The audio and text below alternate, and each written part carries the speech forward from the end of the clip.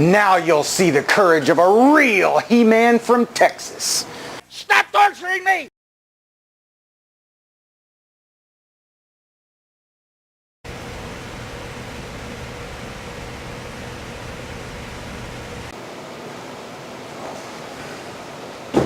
Cheney, the reporters out there? Yeah, they're out there. Those hacks. They always attack on Iraq. We've got to think of something, Bush, but what? Why don't you guys just lie? That's what you usually do. Hey, I got it. What? Why don't we just lie? Oh, why didn't I think of that? Bush, you're a genius. Yes, I know. Humble, too. But what are we going to lie about? We've got to think of something. Why don't you just put a spin on everything like you usually do and blame the press?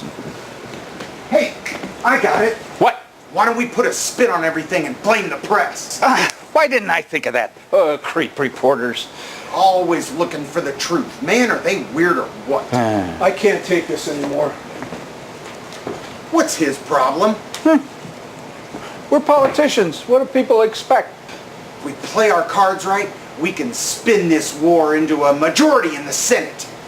Then we can pay off our investors. You can come in now. Good afternoon, Mr. President. Mr. President, the leaked document from the English government, known as the Downing Street Memo, records a secret meeting before the Iraq War. The Downing Street Memo says, and I quote, Bush wanted to remove Saddam through military action in conjunction with terrorism and WMD, but the intelligence and facts were being fixed around the policy. Being fixed, Mr. President? Did you mean like in being fraudulently arranged ahead of time? Lousy reporters. If you don't like it, then lump it. You're all a bunch of pinko, commie, brown-noser pukes. President Bush, could you respond, please? No, I will not respond. Why not? Because I don't feel like it. That's why not. Isn't the Downing Street Memo the smoking gun proving a secret conspiracy by you to go to war in Iraq? It is not. It is too. It's not because I say it's not. Are you claiming it's forged? You know, I read kind of the characterization of the memo, particularly when they dropped it out there in the middle of his raids. That's gibberish. You're evading the question. I am not. You are too. He did not.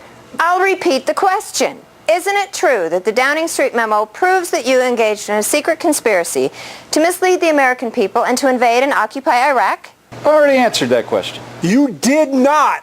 Millions of people believe you lied, and people died.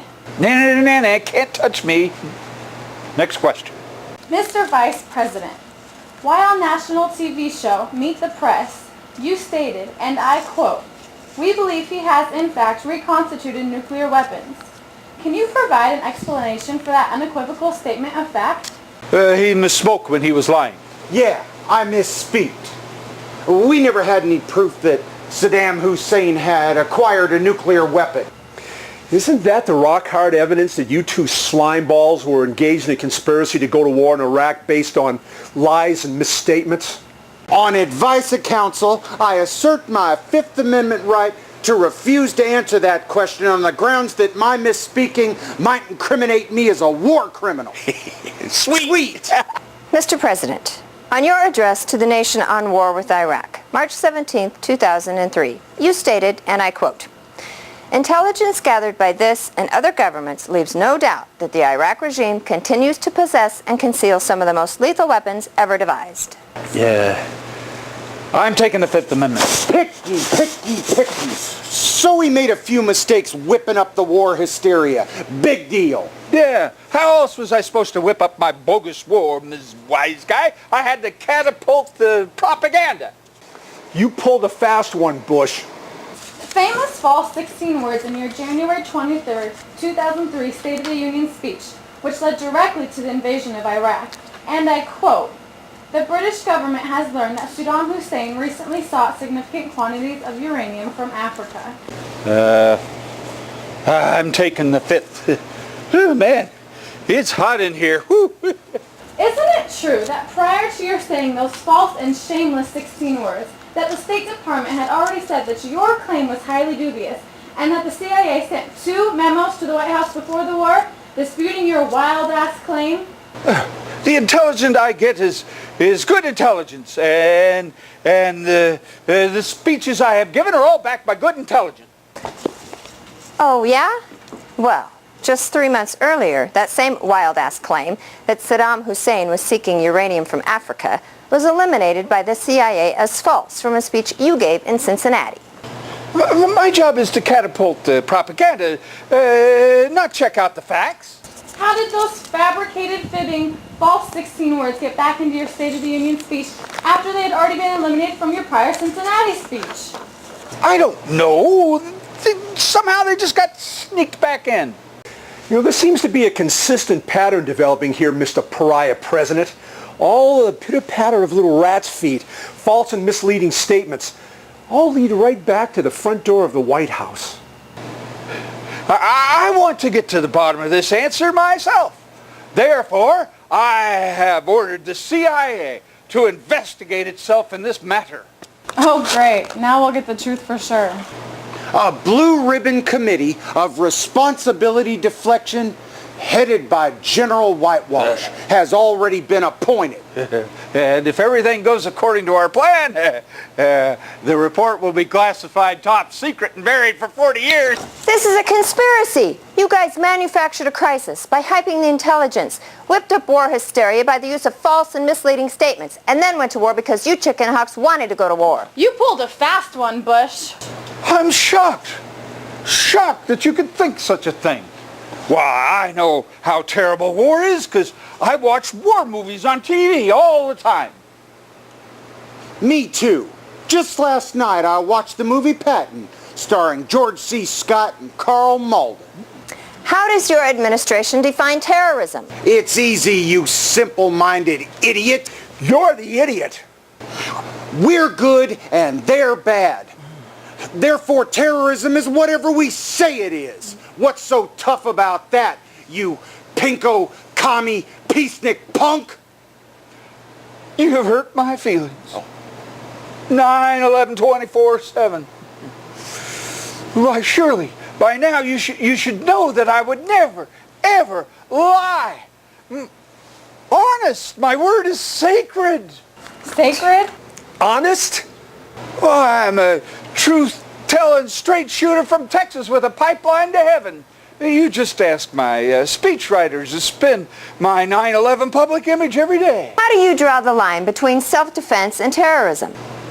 It is un-American and subversive to question your leaders. You have to believe anything we say and tell you without question. You hear that, punk? Terrorism cannot, I repeat, cannot be self-defense because we say so. You have insisted that Saddam Hussein and Al-Qaeda were linked. Everyone knows that Saddam Hussein was never an ally of Al-Qaeda. Well, you know, the truth to a politician is, shall we say, flexible, if you know what I mean? Mr. President, your Secretary of Defense, Donald Rumsfeld, has said that the Saddam Hussein Al-Qaeda link was bulletproof. You know, where's all the bulletproof evidence that proves that claim? Well, as I understand it, the answer to that question has, shall we say, migrated? Migrated? What does that mean? Well, I think it means that our Iraq attack was, shall we say, bogus? Yeah, and everybody knows it. Liar, liar, pants on fire. Mr. Vicious Vice President, do you know how to spell the word quagmire? Well, of course I can. Go ahead. Show them you're not just an idiot. Quagmire. M-O-R-O-N. Right?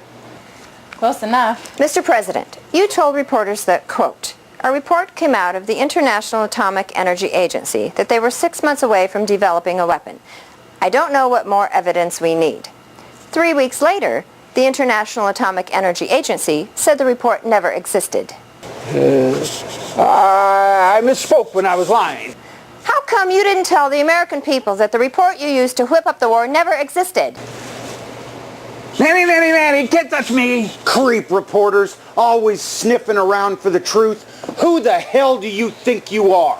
You're all a bunch of subversive, anti-American peaceniks. With leaders like you, who needs enemies? One of your shuck and jive reasons for invading Iraq was getting rid of Saddam Hussein.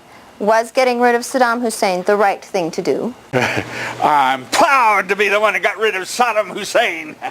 But the blowback from your bogus war? Listen, you chicken shit reporter. If it wasn't for you guys in the press, we can still win in Vietnam. Vietnam? What have you been smoking? Yeah, it's all your fault. What'd we do? We're the meanest junkyard dogs around. That's why we knocked off Saddam Hussein. Fear is good. Aggression is good. Dominance is good. We don't care who we run over. If they don't like it, they can just shove it. But your bogus invasion of Iraq has inflamed the entire Muslim world, shattered the budget of the United States. What's your point? It's made us hated around the world, hammered our economy, increased the deficit. The pictures from Abu Ghraib have shown the whole world tortured by U.S. troops. So? It's allowed gigantic corporations to fleece the government. What's your point? Spit it out. I just did. The Iraq war is a loser, and so are you, Cheney. Creep reporters, always snooping around for the truth. Listen, the American people supported what the president did, even if no weapons of mass deception are ever found in the White House. How can you claim to be making progress in the war on terror by fighting a war in Iraq that is creating more terrorists? That is absolutely false, and I can prove it. Yeah, we got proof. Yeah. The terrorists were in Iraq in the first place because when we invaded, they fought back. That only goes to prove that they were there already. It's since they were there already, that's why we invaded, because they fought back, which fighting back took place after we invaded. Did I just say those words? Have you been drinking again? What are the lessons of 9/11 to you? Well, if I see a storm gathering, lightning flashing, and whatever, why, it's my job to protect America. That's why I put my oath on the Bible. There was no gathering storm in Iraq, and you knew it, Bush. Well, there could have been a gathering storm. And if I thought there was, well, then the Bible, my oath, they tell me to invade. Yeah, that's it, yeah. The Bible made me do it. The Bible made you do it. Don't you have any shame or standards at all? Nope, none. Do you have any standards? Not me. Some of the war crimes you have allowed is the torture of our prisoners. Now, hold on there. The United States is committed to the elimination of torture.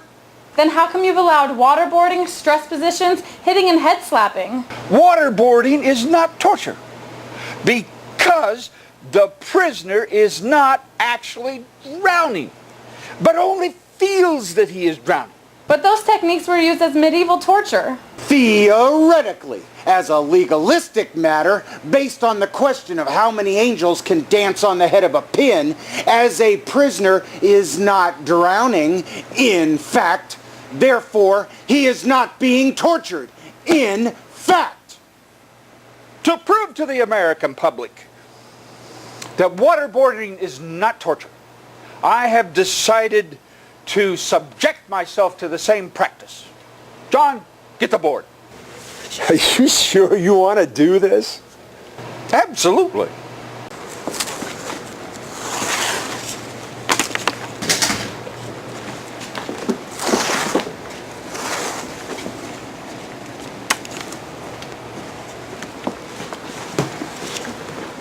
Yeah. The United States does not torture. Piece of cake. Now you'll see the courage of a real He-Man from Texas. Got it! Got it! Quit torturing me, you idiots! Screw you! I have a correction to make. If waterboarding is used on me, then it's torture. However, if waterboarding is used on someone else, then it's not torture, and it's okay by me. That is scandalous. The old double standard. How about hitting and slapping? Like this? Oh! Oh! Oh! Oh! Ha! Ha! Oh! Oh! Oh! Oh! Oh! Stop it! Stop torturing me! Slap! Oh! Slap! Oh! Slap! Oh! Slap! Ah! Stop it! Stop! Oh!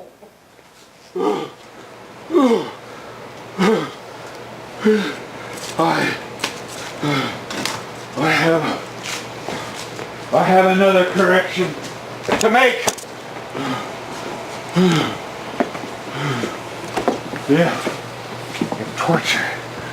If torture is used on me, then it's torture. However, if torture is used on someone else, then it's not torture, and it's okay by me. You're nothing but a cheap, ignorant, stupid, moronic, criminal hypocrite. Oh, I represent that. Am I cheap? Silence! Am I cheap? Silence! It is forbidden to question authority. Next question. If Bill Clinton can be impeached for the Monica Lewinsky scandal, why shouldn't you be impeached for all the stuff that you've done? 9/11 24/7. Next question. Many people have accused you of manipulating the intelligence so as to justify the decision you had already made. We're politicians. Why can't people just understand that? More than a month before 9/11, the CIA prepared a briefing for you titled, Bin Laden, Determined to Attack Inside the U.S. Do you feel any responsibility for 9/11? Neither I nor my administration made any mistakes before 9/11. This case has had full analyzation. And anyway, I think we agree the past is over. And remember, a blue ribbon committee of responsibility deflection headed by General Whitewash has already been appointed to bury the matter. Before you started your bogus Iraqi war, our allies, Germany and France, proposed to triple the number of inspectors in Iraq to make sure Saddam Hussein did not have weapons of mass destruction. Why didn't you accept that offer? Oh, it's all Saddam's fault. We acted in a purely defensive posture under our policy of preemptive war hysteria because he wouldn't show us where the weapons of mass destruction were hidden. How could he show where the weapons were hidden if he didn't have any? It is not my problem. He could have avoided war if he had only cooperated. But he did cooperate.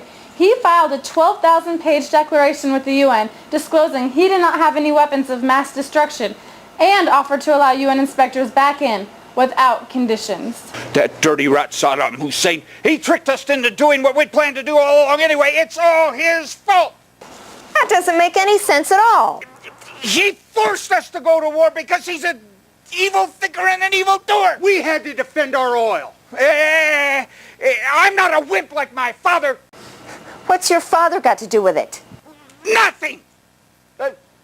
Nothing. Can't you tell us the real reason why you invaded Iraq?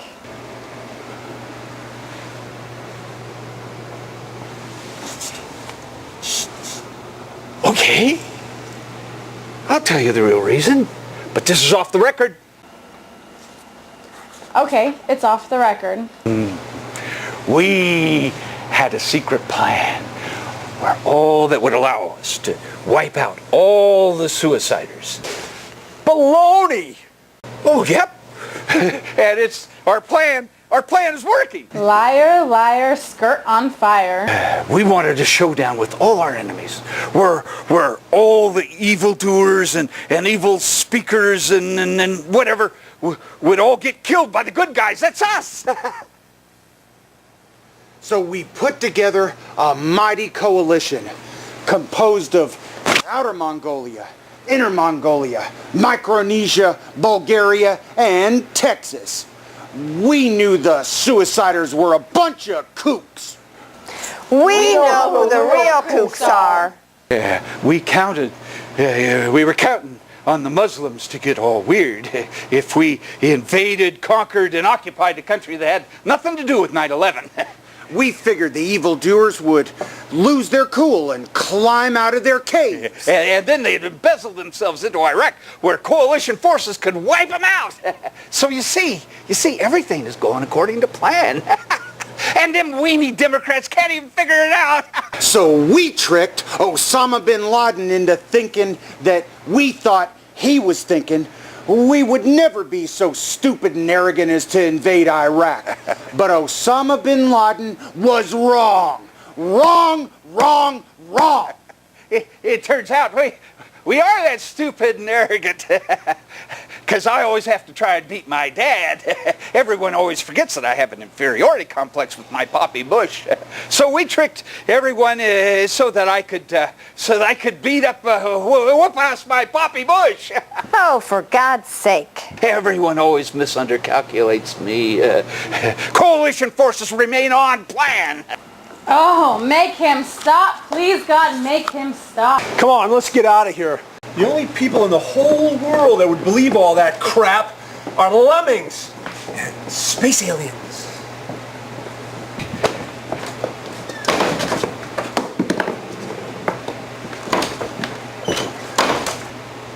Terrorists and Democrats are everywhere. So remember, come election day, get in there and pull that lever for good old George Weasel Bush, honest and noble warrior of the Royal House of Bush. Knock it off, you idiot. Well, excuse me, but didn't you know that you're all going to die if you don't vote for me? Listen, attacking Iraq for 9/11 is like the United States attacking Argentina for Pearl Harbor. You pulled a fast one, Bush, you loser, and everybody knows it. It is my destiny to lead the forces of goodness to victory over the forces of badness. Therefore, I, George Weasel Bush, President of the disunited States of America, do by here declare, state, and excommunicate that I shall preserve over all enemies and evil speakers, foreign and domestic. So help me God, amen.